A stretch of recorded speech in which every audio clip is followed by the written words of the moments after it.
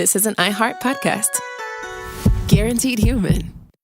The springtime thaw is finally here. Flowers are blooming. Days are longer. We're saying yes to more plans and finally getting outside, running, walking, just moving again. It's the perfect time to upgrade your everyday go-tos with Bombas. Take Bombas sport socks. They're super comfortable and designed with sport-specific tech for running, cycling, yoga, hiking, you name it. I use them to run in, and I can tell you they work beautifully. So head over to bombas.com and use code SYSK for 20% off your first purchase. That's BOMBAS.com, code SYSK at checkout. All cat parents understand the feeling of being totally ignored by your cat and often thinking, does my cat even love me? There's only one solution to solve that, Sheba. Feed your cat Sheba and go from feeling ignored to truly adored in 12 days guaranteed or your money back. Sheba has a menu of products, appetizers, entrees, treats, and even a kitten's menu. So Sheba has a product for even the pickiest eater, like Sheba Puree made with bone broth, a smooth and creamy texture that cats love, or Sheba Grilled, protein-rich formula made with real chicken and seafood. To learn more, check out Sheba.com. Hi everyone, it's your pal Josh, and for this week's SYSK Selects, I've chosen how guessing works. It was one of those great ideas for a topic that didn't pan out to have much information on it, actually. So we just talked a lot about subjective stuff instead. And it turned out well, I think, in the end, if I may say so. Hope you enjoy. Welcome to Stuff You Should Know, a production of iHeartRadio's How Stuff Works.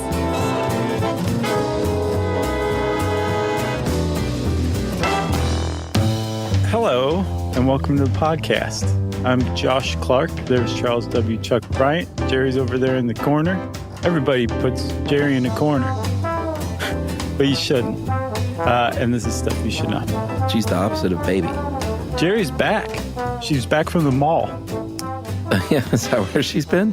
Yeah, remember we said that she was at the mall, she was buying a house, she's doing all sorts of stuff. Oh, okay. But she's back now and things are normal again. Yeah, she was at the beach and she's now eating in front of me what I ate about an hour ago.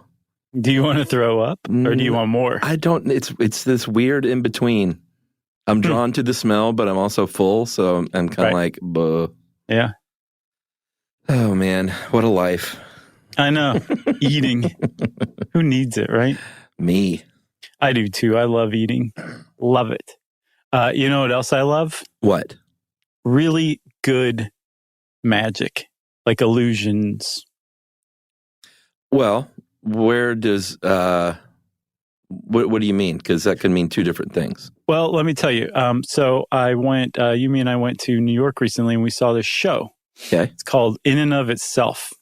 It's a one-man stage magic, I guess you could call it that, illusionist show by a guy named Derek Del Guadio. I think that's how you say his last name.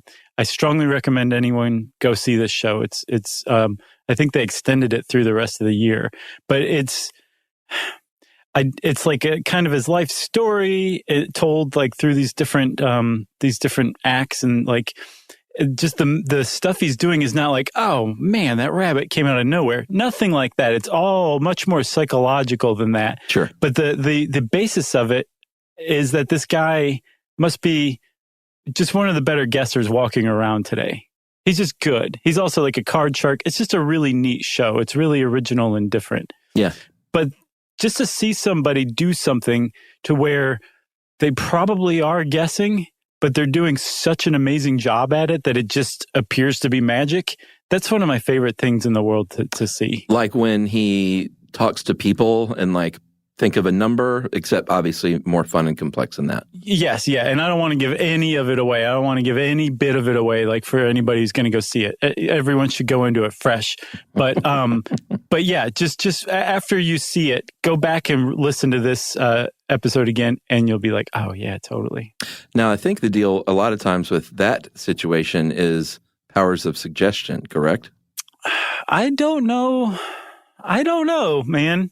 I don't know if that's what this guy's doing or not. No, he's not doing like cold readings or something like that, like John Edwards. No.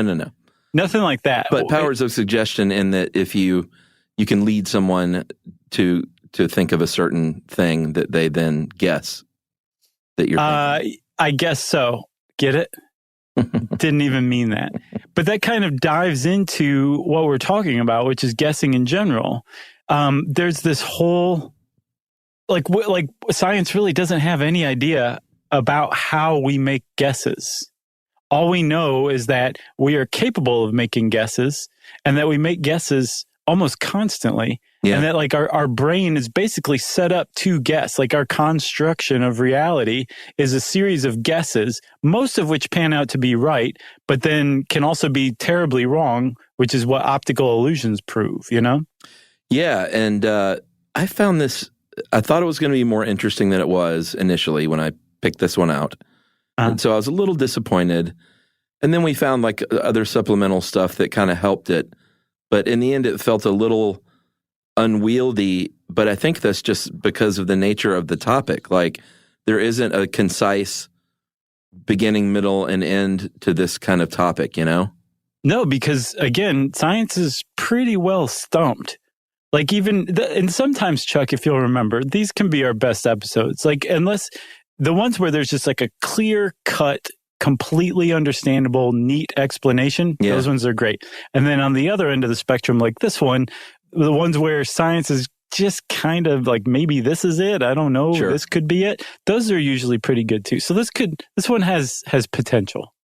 All right. That's my estimation. Well, I thought it was interesting that in our very own How Stuff Works article, and they started talking about in days of yore starting with tuk-tuk and, you know, basically up until the point where we could like, you know, measure things or prove things. Like there was a lot of, I mean, there's still a lot of guessing going on, but like guessing was a daily survival tactic. Right. Like that's how we learn. Should I go this way and fall off a cliff? You know, I'm going to take a guess. Or should I eat this thing? Will it kill me? Or like in the case of Lewis and Clark, I remember Clark estimated, and you know, there's guesses, and we'll get into different types, but an estimation is a kind of a guess, even if it's informed and well reasoned. In Clark's case, of course, he estimated. I think he was only off by about 40 miles when they got to the Pacific. Oh, really? I don't remember that. Yeah, he estimated 4,162 miles when he was off by. He was off by 40. I mean, that's remarkable. Yeah, it is. But it wasn't a wild guess. It was Clark being a very smart dude who probably took copious notes. Not probably. He definitely took copious notes. Right.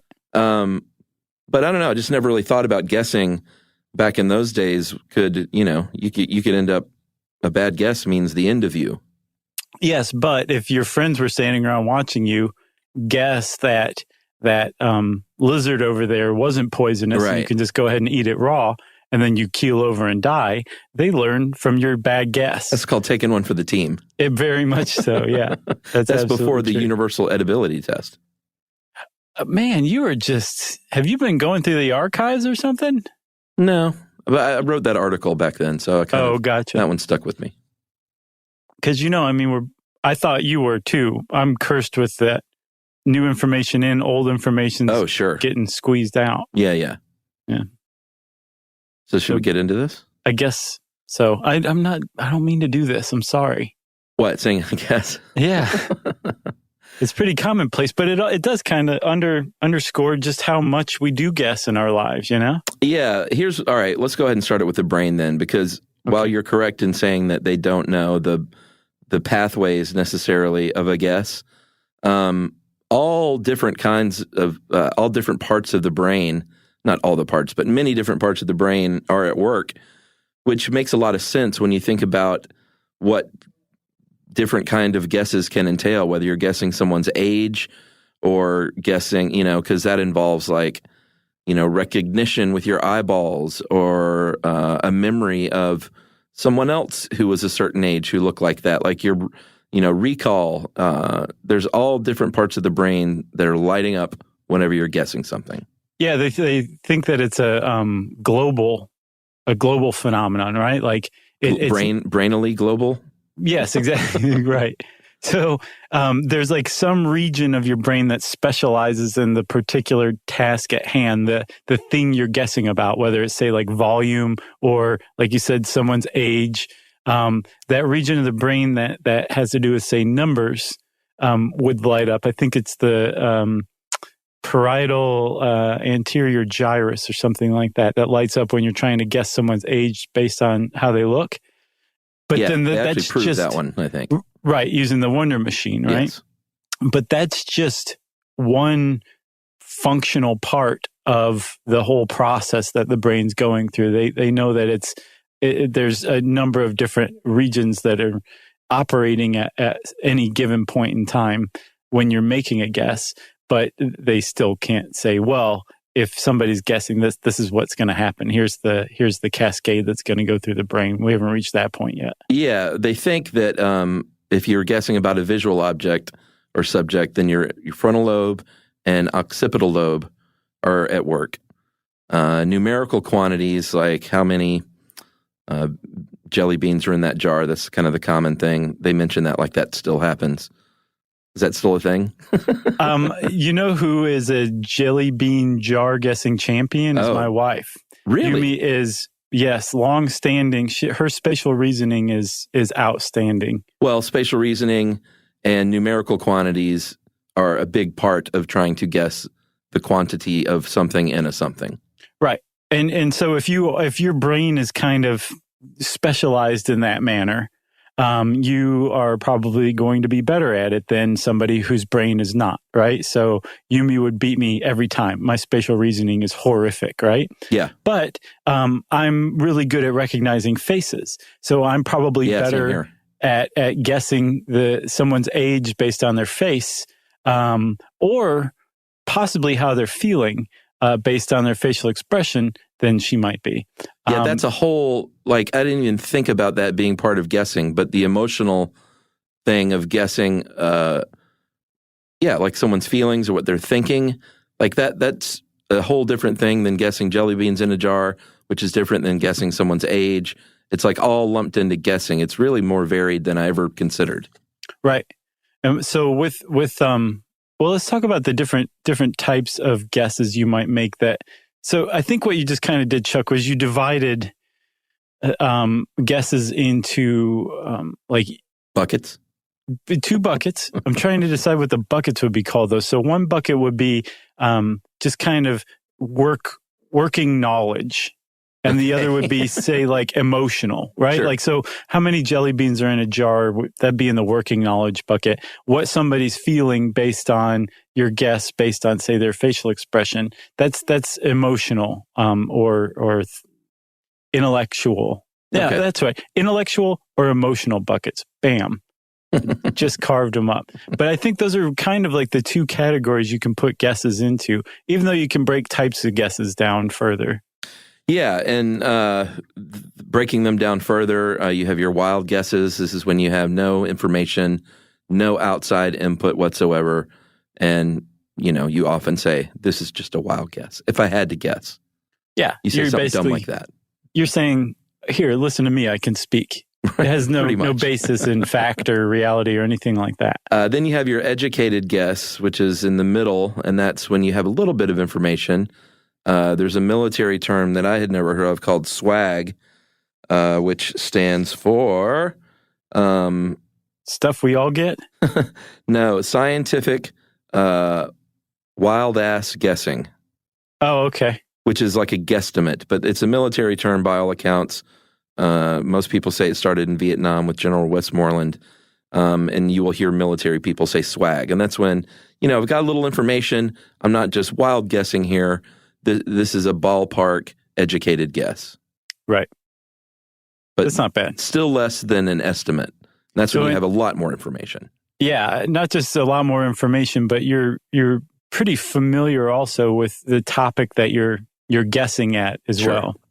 Right? So Lewis and Clark, I think both of them were surveyors, so they would have had a lot of training as far as, judging distance goes. They would have had some information to put together. So Clark coming up with, an estimate of how wide the continent is and just being off by 40 miles. Like you said, that's remarkable.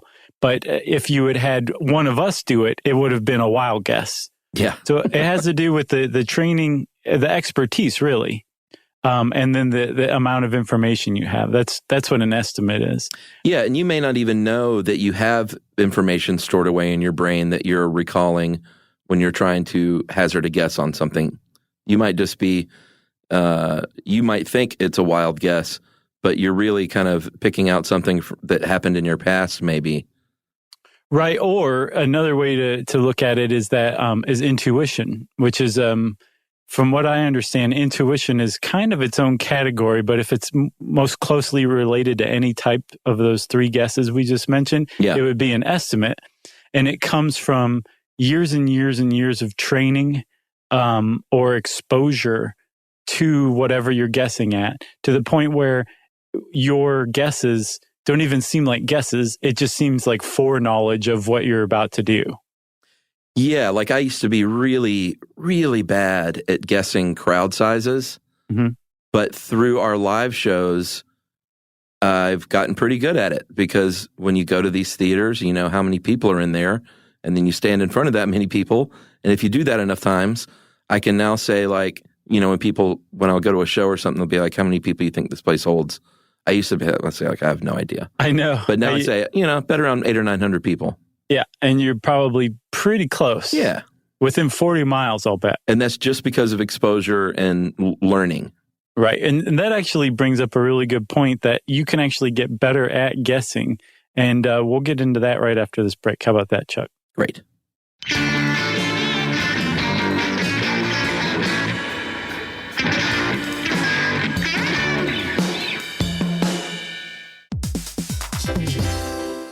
Hey everybody, we want to talk to you about The Big Bang Theory. That's a show that became one of the most defining sitcom of its era and really built a fan base around its memorable characters and unique group dynamic. That's right, which is why we think you'll enjoy the official Big Bang Theory podcast. It's back, covering seasons 3 and 4 of the show. Host Jessica Radloff sits down with crew and cast members like Kunal Nair, who plays Raj, Mayim Bialik, who plays Amy, and Kevin Sussman, who plays Stuart. That's right. You're going to learn all about the Easter eggs you may have missed, behind-the-scenes stories, and how certain real-life relationships shaped some of the most memorable storylines. Yeah, there's cast reflections years after the series aired and expanded content around famous episodes and storylines. It is exactly what you're looking for if you're a fan of The Big Bang Theory. The season is on video, so watch the official Big Bang Theory podcast on HBO Max, or listen wherever you get your podcasts, and stream episodes of The Big Bang Theory on HBO Max.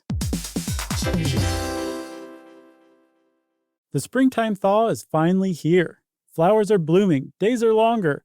We're saying yes to more plans and finally getting outside, running, walking, just moving again. It's the perfect time to upgrade your everyday go-tos with Bombas. Take Bombas Sport Socks. They're super comfortable and designed with sport-specific tech for running, cycling, yoga, hiking, you name it. I use them to run in, and I can tell you they work beautifully. So head over to bombas.com and use code SYSK for 20% off your first purchase. That's BOMBAS.com, code SYSK at checkout.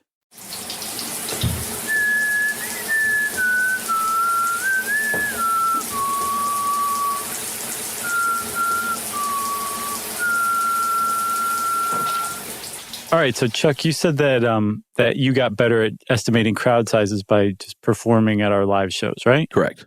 So you were terrible at it before. Very bad. But just from exposing yourself to it, going out on stage and exposing yourself to crowds that you could judge the size of, and everybody clapped. Except that one guy. Remember that guy? Yeah, Nelson. Yeah, and just Nelson. Pointed and laughed. Nelson of Portland. You got better at it. And when it comes to especially, but probably both, but especially intellectual guesses, intellectual bucket guesses, you can train yourself to get better at it. And part of that is making a guess, getting pretty much immediate feedback, and then learning from that. Yeah, like you're wrong. This is what the answer is. It's like anything else. Exactly. If you do that enough, you're going to get better at it. Yeah. And there's this pretty interesting, I guess it was interesting, little kind of sidetrack that the author of the Guesses article, Aaliyah Hoyt, took. Aaliyah? And Alicia? I have to say, no, it's Aaliyah. It's not Alicia? No, it's Aaliyah. There's no saying C. Alicia for years. Not only is the C silent, it's not there. Wow, it's invisible. It's invisible. So Aaliyah Hoyt, my hat's off to her, because doing supplemental research for this, there are not a lot of people who are coming up with really substantial stuff about guesses. Yeah. It's like it's barren. It's probably the least amount of research I've ever encountered in all of our almost 1,000+ episodes. Oh, wow. So the fact that she put this together, my hat's off to her. But a sidetrack she takes is to teach the reader how to get better at guessing a jar full of jelly beans. Yeah. Boy, that was exciting. No, I mean that. Oh, yeah?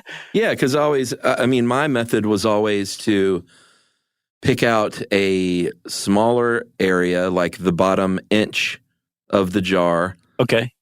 Count as many as I could and estimate that, and then multiply that out. That's actually a great technique. It's Does that not work? bad. Well, I don't know. I haven't guessed jelly beans in a jar since I was probably 12. Right. But that was always my method, which has there's a little bit of method to it, but it's definitely not as good as this one. Okay, so this one, it sounds a little more complex than it actually is. But if you look at a jar and it's filled with jelly beans, you can say that jar is, the volume of that jar is, say, a quart. Okay. But then you got to kind be of good want at that though, to begin with. Sure, right. But you can learn, right? You can just look around. Like, here's the point. If you want to get good at guessing jelly beans, it just takes a little bit of work. Yeah. Most people would walk up, say 1 million jelly beans, and they're off by like 900,000. Right. They're like, well, I'm terrible at guessing jelly beans. I'm going to sleep for the rest of my life. Uh-huh. But if you want to get good at guessing at jelly beans, all you have to do is poke around, learn a few things, and then you can basically apply those to every situation. And one of the things you would need to learn is how to judge the volume of the container to start. Correct. So that's one part, right? Yeah, which, most people would do that by comparing it to like a milk jug or a 2-liter bottle or something like that. Right. But in this case, to get a really accurate estimate, you would want to know specifically, say, how many ounces a container held. Correct. And then another thing you would probably do if you started researching guessing jelly beans in a jar on the internet, you would run across some research that found that if you have spherical objects in a jar, they typically take up about, if you fill the thing up, they typically take up about 64% of the actual volume of the jar. Yeah, and that's if they're just randomly dumped. Right. So if you come across a jar and you say, and it's filled with like perfectly round bouncy balls. Okay, perfectly round bouncy balls, right? You can say, well, those are spherical and they're taking up about 64% of the jar. So all I have to do is figure out the basically the size of each of the ball, right? And then divide it by 64% of the volume. Yeah. And then bam, you just guessed how many are in there and you're probably pretty close to right. Sure. So this all sounds mind-numbing. I've got a little trickle of blood coming out of my ear right now. But the whole point is you can train yourself to make better guesses, to estimate better. That's the whole point. Yeah, and if it's non-spherical, by the way, like if it's peanuts or something like that, or ice cubes. But not disgusting circus peanuts. Oh, man. Ugh. That conjures up so many memories. Did you like those? Well, I think I might have when I was a kid, but I haven't had one in 40 years, but I still remember the taste. Yumi just had some. She says they still hold up. And I'm like, I didn't like them then. I'm not going to like them now. Well, they hold up for you in a bad way. Right. Yeah, exactly. So, and I know I'm not supposed to yuck anyone's yum, but yuck. So if it's circus peanuts, let's say, it would be between 50% and 54% of the space, not 64. Yeah. So what is Yumi's method? Did you ask her? She says she just kind of knows. Oh, so she's a precog. Exactly. She shaves her head once in a while and lays around in a vat of liquid. Wow, that would scare me if that was my wife's answer. If she just like kind of walked by and said, "I just know." Right, yeah. I would be like, "Well, what else do you just know?" Yeah, well, She's kind of unstoppable, too. You have no idea how many calves we've won at county fairs in the last year alone. Our house is overrun with them. All right, so that's just guessing volume of a thing and a thing. It's intellectual guessing. Yeah. Right? But you can train yourself to guess better. What's really up for questioning is whether you can train yourself to get better at the other bucket of guessing, emotional type of guessing, right? Where you're walking around and you are interacting with other people and you're making judgments about how they're feeling right then, about what they're thinking right then, what their motives are, how well they're actually listening to you. All of these things, right? It's part of our interaction with other people. And there's something that two researchers called Ix and Tooks, great combo, that back in 1988 established this kind of field of inquiry in which they were trying to get to the bottom of what they called empathic accuracy, which is how accurately we can surmise what someone actually is feeling or thinking just from interacting with them. Some people are supposedly good at it. Some people are not. And from what I saw, there's a big kind of push and pull about whether it's worth practicing or whether you should just not do that at all for the sake of your own sanity and just say, if you tell me that you're in a good mood, I'm going to take that at face value. And if you're actually not, then you're covering up your feelings for your own reasons. And that's on you. And that's fine. If you want to just keep them to yourself, that's fine. If you want to share them, I'm here, but I'm going to take what you're saying on face value. So bully for you. That to me is sanity. It's like going, how are you really feeling? Yeah. That's you can insanity. spend a lot of time. One can spend a lot of time doing that. So can I share a little bit about myself here? Well, I know it's weird. It feels gross. But for a very long time, Chuck, I thought that I was a born and bred empath. That like I could understand what anyone was thinking and feeling, maybe even better than they knew how they were thinking and feeling. Yeah. And I finally came to the hard truth that I was wrong almost all the time. Right. And in figuring this out, like this was really jarring and it took a little while for me to like really, for this to sink in. But once I figured out that I'm actually terrible at reading, engaging other people's thoughts and feelings, it was one of the most liberating things that's ever happened to me because I just stopped. Yeah. I stopped and I realized how much of my life I've been walking around wasting just thinking about, what people really think or, do people really like me? They probably don't, or do they? Or what did they mean by that look or whatever? And just taking people in life on face value is so much. It occupies so much less of your mind on any given moment. It's just great. That's my prescription. Stop trying to figure out what other people are really thinking and feeling. You should have just asked me a long time ago. I would have told you. I was like, you're terrible at that. Yeah. I don't know if I would have listened. It took a little while, but everyone has to walk through their own doors. You know what I'm saying? That is well put, man. You're a stoic sage. So cognitive distortion is a phrase you hear pop up a lot when it comes to assessing another person's emotions.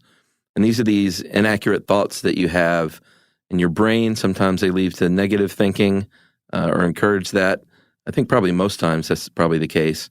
Mm-hmm. And then polarized thinking is another bucket, I guess, since we're bucketing everything today, which is, everything is great or everything is terrible. And the example they give in this article is, simply, it's a little boy reading a girl's face that, she doesn't like me. But that's a kid in elementary school. You can apply this to anyone walking into a room and basically reading either the room or reading a person and saying like, I don't like the way that person just looked at me.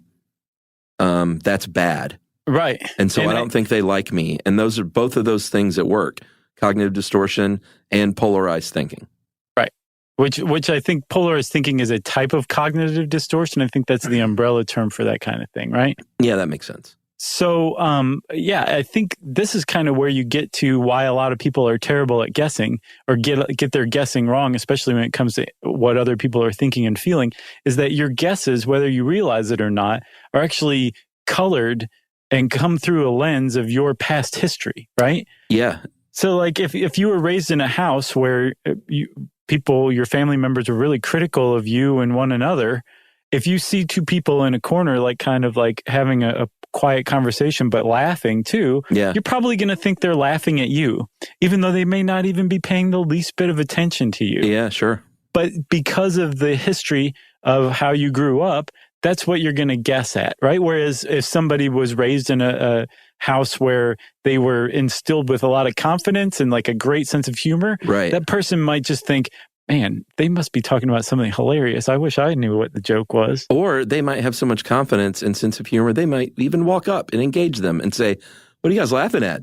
Right. Huh? And if they go, no, nothing, never mind, then you may be onto something. Right. But there was this blog post, and man, I wish I could remember what the site was. I apologize, site.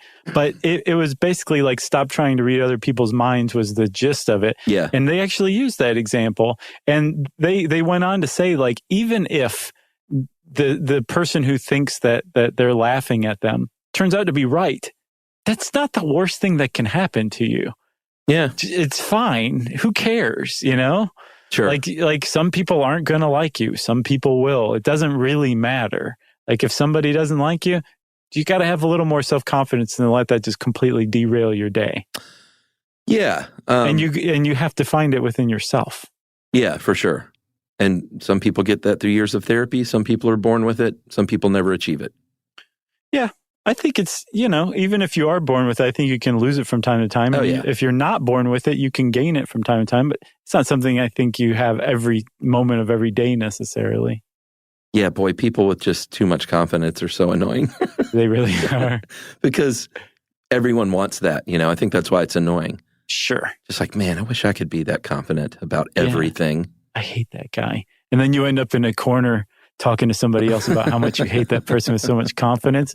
Totally lost on the other person. So I have another theory that's not scientific at all. It's just my personal theory that when it comes to guessing things, your past experiences certainly influence it, but your own, how you are, also influences. Like, oh yeah. Like I think a liar is more apt to think people are lying to them. Oh, precisely. Yeah. No, that's absolutely, I agree. I was going to say that's absolutely true, but I agree with you. Yeah, because who knows? It's just a theory. Right, but I mean, it's based in some pretty ancient folk wisdom, like that whole thing about how when you're pointing a finger at somebody, three fingers are pointing at you, or judge not lest ye be judged. Like when you think about people in that way, you think that they're doing the same thing to you, even when they're not. It's your own hilarious little personal hell. Yeah, and it's not always that. Like I think that dude's ripping me off. Maybe you've been ripped off before, and that's where that's coming from. Or maybe you've ripped someone off before, but I bet one of the two has happened. I think though, what you're talking about are like core character traits though, like being judgmental, right, or being a liar, or being a BSer or something like that. Like when you do notice that though, what's great is there's so much room for growth. Oh yeah. When you realize that like, wait a minute, I think everybody's judging me because I'm so judgmental. I need to work on being judgmental. Yeah. What's almost magical is that when you realize that and you work on not being judgmental, you stop thinking that other people are judging you, and your life is just freer. Well, there are these psychologists and all over this article that Aaliyah just rocked my world with that, wrote, and one of them was talking about these interpretations without evidence. And her advice, which is very simple and it seems like a no-brainer though, is to maybe just focus on things you know to be true and not inventing and surmising like, well, what if they're talking about this? And you're just kind of inventing all that. Like if you concentrate on what you know to be true, then life gets a lot simpler. Right, but that same shrink also pointed out that one of the big problems with guessing, and especially guessing incorrectly, is that we tend to forget that we're guessing at stuff. Yeah. We take our own guesses as fact. Right. And since they can be so horribly wrong, if you're guessing that other people are judging you even when they're not, you're going to basically walk around feeling judged all the time because you think that that's absolutely accurate when it's not necessarily. Fascinating. All right, you want to take a break? I was just going to say the same thing. All right, well, we'll take a break, and we are going to come back, talk a little bit about guessing on tests, how to win at rock, paper, scissors, and apes and guessing.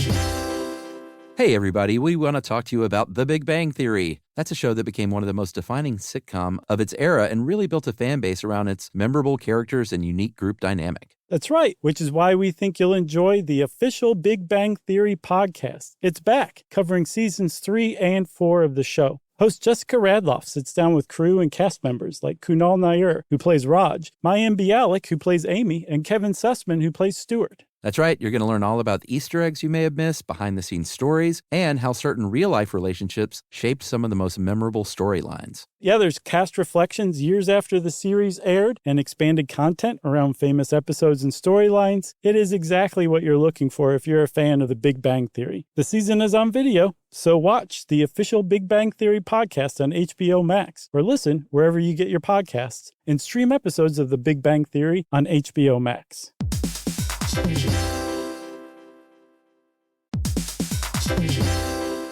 So you're considering getting a home security system, but you want something that fits your space. Well, with ADT Blue, it's easy to customize a system that's right for you and set it up yourself. Just pick the kit and monitoring plan that makes sense for your home. Yeah, well, let's say you're worried about package theft right off your front porch. The ADT Plus app can walk you through setting up a new doorbell camera kit. Once it's installed, ADT Pros can help you keep tabs on it 24/7, or you can manage it yourself from the ADT Plus app. That's right. There are no long-term contracts, so you can change your monitoring plan whenever you want. The flexibility doesn't end there either. You can add to your system as you need with things like extra cameras or motion sensors. Some life decisions are hard, but thanks to ADT Blue, you can get DIY trusted ADT home security in a snap. Head to ADT.com/BLU to build your system today. And to find out more about home protection, check out a new episode of Grown Up Stuff with security expert Joe Mazza, out now on the iHeartRadio app, Apple Podcasts, or wherever you get your podcasts.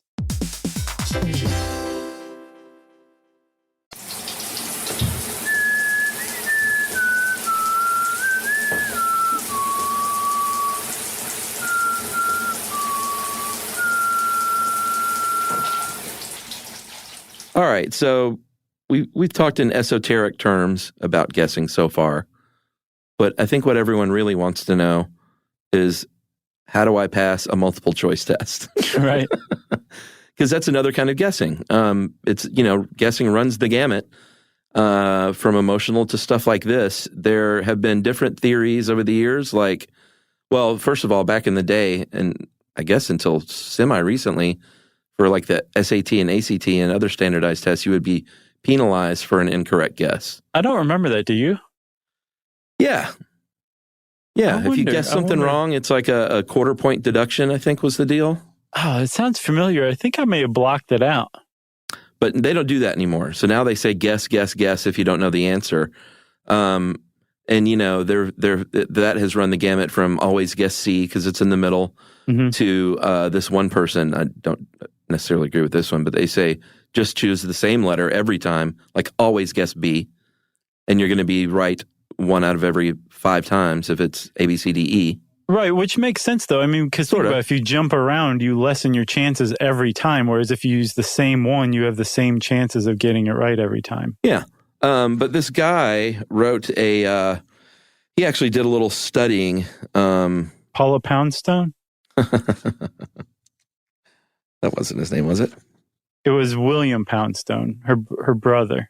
Yeah, and he did actual research on, he studied tests and did a statistical analysis of 100 different tests ranging from middle school, high school, college, professional exams, driver's tests, firefighters, radio operators. He studied all kinds of tests. Right. And he has what he calls 4 ways to outsmart multiple choice tests. And a couple of these make a lot of sense to me. Yeah. The first one he said is to ignore conventional wisdom, because you kind of always have heard teachers say, like, avoid answers that say never or always or none. So like all of the above or none of the above, don't choose those. And he found the opposite to be true. Yeah, he found that none of the above or all of the above are correct 52% of the time. Yeah, so if that's offered up as an option, and you have, first of all, we should couch this with always try and, deduce the answer with intelligence. Well, yeah, Poundstone says none of this is meant to replace knowledge of your subject. And you get knowledge of your subject by studying ahead of time. But he's saying if you're facing a question on a multiple choice test and you have no idea what the answer is, there's some techniques you can use to increase the likelihood that your guess will be right. Right. So all of the above or none of the above, if you really have no idea about that, I would say pick that one. That's weird though, because later on he says, so first he says ignore conventional wisdom, but then later on, the one piece of conventional wisdom I've always heard, he says is actually true. That is that you want to choose the longest answer on any multiple choice test, right? Yes. Because if you are saying something's true, most of the time you have to add qualifying language to make it absolutely true, because you don't want somebody coming back and being like, well, that's actually not quite true. So when you start adding qualifying language into an answer, it gets longer than the other ones. And the test writer's probably not going to go to the trouble of making the wrong answers similarly long. Right. So the longest answer is very frequently the correct answer. Yeah, I thought that one was a really good piece of advice. That's the one I always heard. That's really the only one I've ever known. Oh, really? You remember Scantron sheets? Oh, yeah. Were you ever so recklessly wild that you made a Christmas tree out of a test? Did you ever have the gall to do that? Oh, I never did. Bad because there are kids that listen to this. But I had to take a test one time that was not for school, but it was something I didn't want to do. I won't get into the details, but I made a big snake. Wow. And it was bad, and I look back and I'm ashamed of it. I made a mockery of their process. And I wasn't that kind of kid. I don't know what happened. I was generally a good kid and a good student. I'm surprised to hear this. I know, but it sticks. I feel so bad. It still really stands out in my mind as what a jerk move that was on my part. I'm not only surprised, though, Chuck, I'm a little delighted. Good. I've outed myself. Yeah. All right, so one of the other pieces of advice from Dr. Poundstone. Doctor? I don't made him think a so. doctor. He's no doctor. He did write a book, though. It's called Rock, Breaks, Scissors, : Why does everything have to have a colon now? It makes it smarter. Rock, Breaks, Scissors, : A practical guide to outguessing and outwitting almost everybody. One of his other ones is to look at the surrounding answers, because he's found that the correct answer choices are rarely repeated consecutively. So you rarely get 2 B's in a row as the answer. So if you definitely know the answer in front of it and the answer behind it, then it's probably not one of those two. So if you've just whittled down your options. Yep. Not Good bad. advice. No, not bad at all. What else? And the last one he's got, eliminate the outliers. If there's anything that seems like it doesn't really fit with the rest of the stuff, you can automatically get rid of that. And then conversely, if there are 2 answers that seem extremely close, they probably can be gotten rid of as well, because it's the same thing basically. So if you have, say, five potential answers, and one of them doesn't fit with the other 4, get rid of that. 2 of them are similar, get rid of those 2. You're down to 2. You got a 50-50 chance of getting it right. Yeah, I thought the example they used in here was pretty fascinating, because they didn't even use the question or give the question on this SAT practice test. They just gave the answer for A, B, C, D, E. Haphazard is to radical. Inherent is to controversial. Improvise is to startling. Methodical is to revolutionary. Derivative is to gradual. And if you just look at the right-hand side, you have radical, controversial, startling, revolutionary, and gradual. And obviously gradual stands out as just being different than those other words. Right. Radical, controversial, startling, revolutionary, gradual doesn't make sense. Right. So that's really a good piece of advice. And then if you look on the left-hand side, for A and C, haphazard and improvised are really close. So he says you should eliminate those two as well. Yep. I wish I would have had this kind of advice for the SAT. Well, I'll tell you what, that's an actual SAT set of answers. So if you ever run into haphazard, radical, inherent, controversial, improvised, startling, methodical, revolutionary, and derivative, gradual, you want to go with D, methodical, revolutionary. And we just got you into college. Yeah. You ever wanted to take the SAT again, like now? No. No, that's funny. I really don't. I've never wanted to. I've been glad since the moment I finished that test that I was done. I only took it twice. I took it once and I was like, good enough. Yeah, I took it twice. I did not score very well the first time, and I scored pretty well the second time. Oh, good. And I was like, I don't want to know which one is the real me. I said, so I'm done. Yeah, I scored blandly the first time, and I was like, that's fine. That's fine. It's fine. I'll get by on my wits and real life skills. Hey, look at you. You've done great. I've done okay. So you want to talk about rock, paper, scissors a little bit? Yeah, I thought this was awesome. Our friends over at Motherboard, and we can say that because we used to have a short-lived column on Motherboard. Yeah, from Vice. Yep. They have a German outfit called appropriately Motherboard Germany, and they ran a post called "Win at Rock Paper Scissors Every Time with Math: What's with the colons?" And they basically got into how using game theory you can win at rock paper scissors basically all the time. Yeah, they did, or they didn't do the research, but they got together with some researchers at the University of Hangzhou in China, and they got 360 students to pair up and play 300 rounds each of rock, paper, scissors. And then they tracked that. They said, please let us stop. And they said, no, this is communist China. Do it again. So they charted all those out and then summarized it with some strategies. I don't know if you would win every time. No, I mean, there's always like what they call in rock, paper, scissors, the October surprise, where somebody just pulls something out of nowhere. What? So, I mean, no, I'm like kidding. Dynamite? Right. Yeah. Yep. Those are offshoots. Remember kids that would do those? Oh, really? Oh, yeah. Wow, They would be like some interesting people. Yeah, they would add other weapons, basically.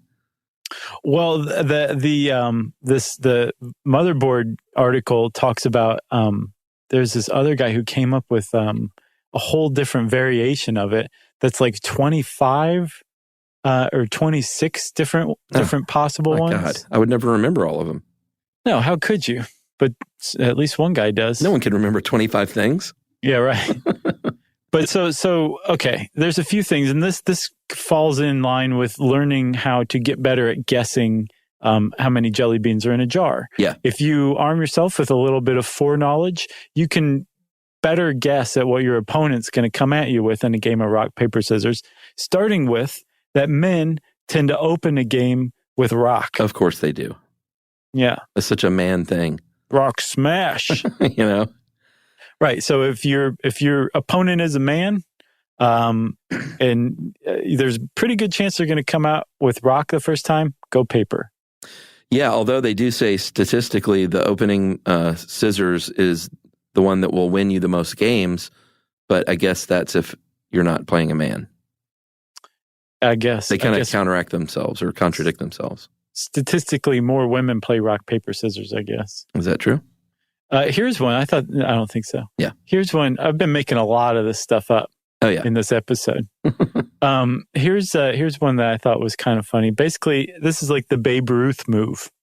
Say what you're going to pick before the game. Like, I'm going to pick scissors next. And then the person's like, they're not going to pick scissors, but you just psyched them out. And when you throw scissors, baby, they're going to be blown away because they threw paper and they thought you were going to throw rock. Yeah. It's like the Princess Bride. What part was that? With the man sitting at the place talking about the poison drink. Oh, yeah. Remember? Like trying to get the other guy to drink the poison drink? Man, I wish I remembered. Great. Yeah, he was awesome. Yeah. Inconceivable. What is another strategy? To counterattack. So if you played scissors and your opponent plays rock on the first move, and they win, obviously, the chance that they have confidence now in that move, so you might be able to guess that they will play rock again because the chances are pretty high that they will do so. Then you anticipate that, play paper. So basically it says play the option that wasn't played in the previous round. Right. And you can also mirror your opponent, right? So if you just won a round, play what your opponent just played because they probably are thinking that you're going to play with the same gesture that you won with a second ago.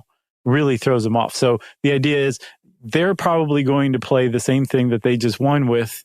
And if you won, don't do that. Right. And that'll frustrate them too. That's the rock, paper, scissors version of why are you hitting yourself? Right. Or you get into that thing when you both throw rock and you throw rock again, you both throw rock and that's when the psychological warfare starts. Like who's going to break first and go with paper, and then ideally you go with scissors and you have thus outsmarted your opponent. Right. So interesting. So we were talking, you mentioned that we were going to talk about apes, right? Yeah, I didn't fully understand this. So maybe you can help me. I don't know that that science fully understands it. Okay. But basically, so let me give you an example here, okay? We were talking about how the brain, they're trying to figure out what regions of the brain are activated to form like this cascade of thought that results in a guess, right? One of the things I ran across was one theory of how we guess what other people are going to do is through mirror neurons, where if we see somebody doing something, our mirror neurons are activated, and it puts us in a mind of how we feel when we're doing something, and we use that past experience and that current sensation of, like the example I ran across was somebody grabbing an apple to guess what the person's going to do next, right? So you would say, well, I know most times when I grab an apple, I take a bite out of it because I'm usually hungry when I grab an apple. That's after I rub it on my shirt to give it a nice shine. Right. Well, that's just showboating. If you guess the person's gonna rub it on their shirt first before taking a bite, that's showing off. But so your mirror neurons are the part of your brain that's triggered that sets that off, right? That gives you the basis, the foundation for making a guess of what the person's going to do next. And then it gets run through, again, that lens of your past experience, your history, everything from how you were raised to what you do with apples to what you've seen other people do with apples. And you come up with a short list of possibilities of what the person's going to do with that apple. And it includes rubbing it on their shirt, taking a bite, putting it away in a cupboard, throwing it at a wall. Yeah. And then you're going to pare down based on what you know about that person. Like, is that person a neat freak? If so, they're probably going to put that apple away in a cupboard, which who does that? Yeah. Except for neat freaks. And you may be right at your guess, right? Well, they're definitely not wall throwers, at least. Right, exactly. You can whittle down your guesses. Yeah. So that's how apparently that's one theory for how we make guesses, starting from brain base, going through personal history, and then making the guess. And what some research found was that ultimately what we're doing here is called theory of mind, right? Where we have a capability of bestowing the idea that other people have thoughts and feelings on other people, right? It's so common to us that we take it for granted that we can attribute mental states to other people. But that's a pretty significant thing. And for a very long time, researchers thought that just humans were capable of that. But they found out that no, actually some apes, at the very least, just apes, can do the same thing. They can attribute mental states like thoughts and feelings and emotions to other apes. And that shows like a higher form of reasoning. That was basically the gist of it. Oh, okay. That makes sense. And they found that true in chimpanzees, bonobos, and orangutans. Mm-hmm. That's pretty neat. It is. And one of the, Sacha Baron Cohen, his cousin Simon Baron Cohen is one of the leaders in theory of mind. Oh, really? Yeah. We've talked about him before, remember? Yeah. But one of the big areas that it like influences is autism. That people with autism tend to have more difficulty attributing mental states and theory of mind to other people than people who don't have autism, right? Right. But one of the ways that they find this out, and I think one of the ways that they detect autism in young kids is by attributing false beliefs to other people. This is like an early part of human development, and apparently apes are good at it too, where you are an observer, right? And you're watching a scene, and there's a little boy named Tommy. And Tommy comes in the room and he grabs the Three Musketeers off of the kitchen counter and he walks over to a chest of drawers and he puts it in one of the drawers and walks out of the room. Well, Sally comes in and the narrator says, Sally is really hungry for a Three Musketeers. She knows it was last on the table. Where's she going to look for the Three Musketeers? And people with theory of mind who are able to attribute false beliefs to other people will say, well, Sally's going to go look on the table, even though it's not there any longer because Tommy put it in the drawer. Right. You can know that Sally can believe something that's no longer correct. If you have trouble with theory of mind, and specifically if you're testing for autism, that child, the child with autism, might say, well, Sally's going to go look in the drawer because that's where it is. They have trouble attributing false beliefs to people. What's true is true, and everybody would know that. Right. And that's one way that they test for autism, and it has to do with theory of mind. Interesting. Isn't it? Yeah. And it all has to do with guessing. It all has to do with guessing, man. You got anything else? Well, just that Tommy should not be so... touchy? Well, yeah, and like share the Three Musketeers. Yeah. There's enough to go around. Do you know why Three Musketeers are called that? I have no idea. My friend, it used to be a Neapolitan candy that came in 3 different pieces, chocolate, strawberry, and vanilla, and they just went with chocolate after a while. And kept the name because why not? Yeah. Interesting.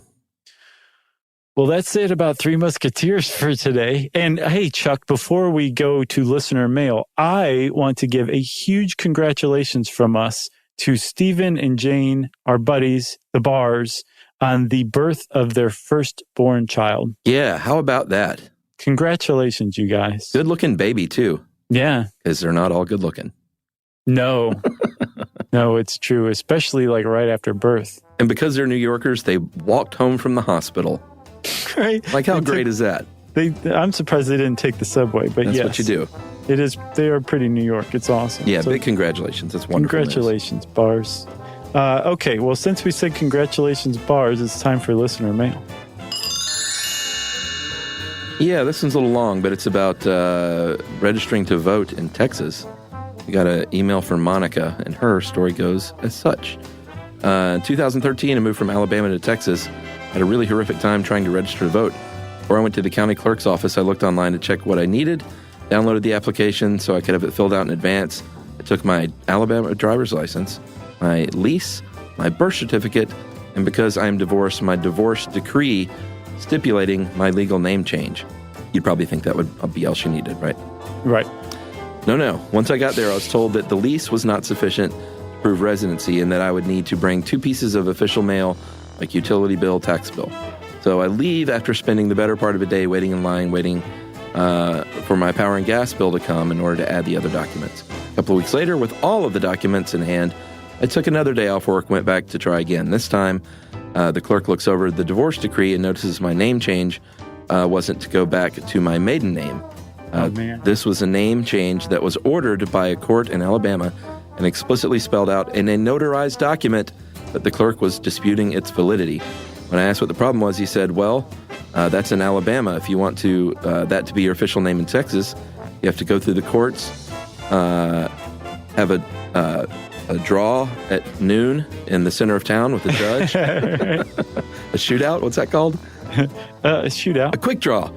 No, he said you'll have to go through the courts and have it declared here in Texas. After literally blinking at him silently with my mouth agape for a moment, I said, you're telling me that the divorce in Alabama isn't valid because it was adjudicated in Alabama, and that I am going to have to go through the whole process of getting a divorce again for it to be official in Texas. Is that correct? And his reply was, well, when you put it that way, it sounds silly, but yes. So I demanded to speak with a supervisor. The clerk got the supervisor, who looked over everything, and asked why I didn't just go back to my maiden name, which I replied, it doesn't matter what I change my name to. You have the official document signed by a judge and notarized, and this should be all you need because of the Constitution of the United States, that all judicial rulings and contracts that are valid in one state are valid in every state. Mm-hmm. At that point, the clerk walked off. The supervisor said, okay, gave my stuff to another clerk who simply smiled, entered my application, and took my check, pointed me toward the desk where I could get my picture taken. And then she closes by saying, imagine how this would have gone if I would have been an hourly worker, had less of an understanding boss, and not known about the ins and outs of the Constitution, or didn't have access to all these documents. Chances are I would have been disenfranchised and driving around with an expired license. These laws are absolutely created to suppress voter registration and participation, and they work spectacularly well. Man. And that is Monica's story. Thanks, Monica. And welcome to Texas, too, by the way. Yeah. If you want to get in touch with us and tell us a real-life adventure that has something to do with one of our episodes, we want to hear about it. You can tweet to us. I'm at Josh Clark and at SYSK Podcast on Twitter. You can hang out with Chuck at Charles W. Chuck Bryan on Facebook or at facebook.com/stuffyoushouldknow. You can send us an email to stuffpodcast@howstuffworks.com. And as always, join us at our home on the web, stuffyoushouldknow.com. Stuff You Should Know is a production of iHeartRadio's How Stuff Works. For more podcasts from iHeartRadio, visit the iHeartRadio app, Apple Podcasts, or wherever you listen to your favorite shows.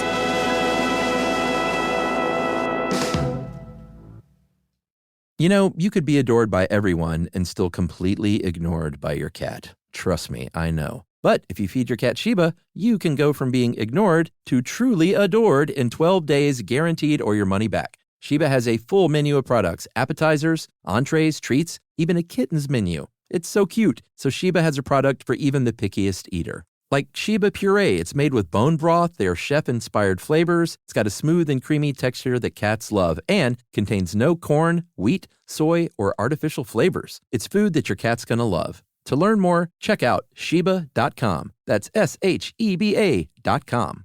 Introducing the all-new Mazda CX-5, featuring more connection. Hey Google, where's the nearest Pilates class? Safety that has your back. More discovery on the scenic routes. More passion in the details. And more control in changing weather. The all-new Mazda CX-5. More to move every side of you. See it in 5 films at MazdaUSA.com/5sides. Google is a trademark of Google LLC. Sequences shortened and simulated. This is an iHeart podcast. Guaranteed human.